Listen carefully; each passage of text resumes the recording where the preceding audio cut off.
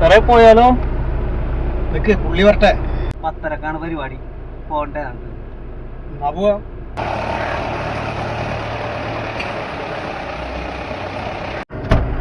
പോവല്ലേ, ഞാനുണ്ട്.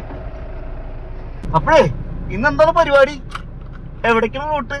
സാറ് ഇതൊന്നും അറിയല്ലേ? നമ്മുടെ സുജന ബാലൻ സാറ് മരിച്ച്.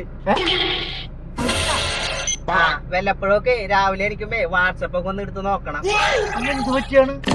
അറ്റാക്ക് ആയിരുന്നാ? അറ്റാക്ക് ഒന്നല്ല സാറേ, സൂസൈഡ് ഇതാണ്. സൂയിസൈഡാ? അതിന് സാറിന് എന്ത് പ്രശ്നം ഉണ്ടായിട്ട്? ഡിപ്രഷൻ ആയിരുന്നു സാറേ. ഡിപ്രഷൻ പിന്നെ പറഞ്ഞിട്ട് കാര്യമില്ല. ഇപ്പോ ഞാൻ തന്നെ ചില സമയത്ത് ഡിപ്രഷനായിട്ട് ആത്മഹത്യ ചെയ്താലും ചിന്തിക്കാറുള്ളതാണ്.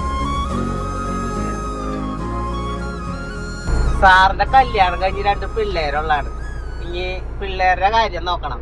പിന്നെ റിട്ടയർമെന്റ് കഴിഞ്ഞാല സാറിന് വാർദ്ധക്യ സഹജമായ അസുഖങ്ങളും വരും. വലിയ വലിയ പ്രതിസന്ധിനെ സാറ് നേരിടേണ്ടി വരും. അത് ഓർക്കുകയാണെങ്കിൽ സാർ ഇപ്പൊ തന്നെ കെട്ടിത്തൂക്കി ചത്താൽ. കാരണം ഡിപ്രഷൻ ആയിരിക്കും സാറിന് അന്നൊക്കെ. ഒരാളോട് ഇങ്ങനെയൊക്കെയാണ് സംസാരിക്കുന്നത്. ആൾക്ക് ഒരു സാവകാശമൊക്കെ കൊടുക്കുക. സാറേ, ആത്മഹത്യ ചെയ്യണമെങ്കിൽ ഒരു 8-ാം തീയതി ഒക്കെ ആത്മഹത്യ ചെയ്താണ്. അതാകുമ്പോൾ 9-ാം തീയതി സെക്കൻഡ് സാറ്റർഡേ ആണ്, പിറ്റേ ദിവസം ഞായറാഴ്ചയാണ്. എല്ലാത്തിനും ഒരു സാവകാശം കിട്ടും. സാധാരണ പറയണമല്ലത് ആത്മഹത്യയാണ്. ആത്മഹത്യ ചെയ്ത് കഴിഞ്ഞാലേ ജനറൽ ഹോസ്പിറ്റലിൽ കൊണ്ടുപോകണം, പോസ്റ്റ്മോർട്ടം ചെയ്യണം, പല കുത്തികെട്ടുകളും. നമ്മുടെ 2 ദിവസം പറഞ്ഞ് നിങ്ങൾ എങ്കിടണി കൊണ്ടുപോണത് നോക്കിയേ.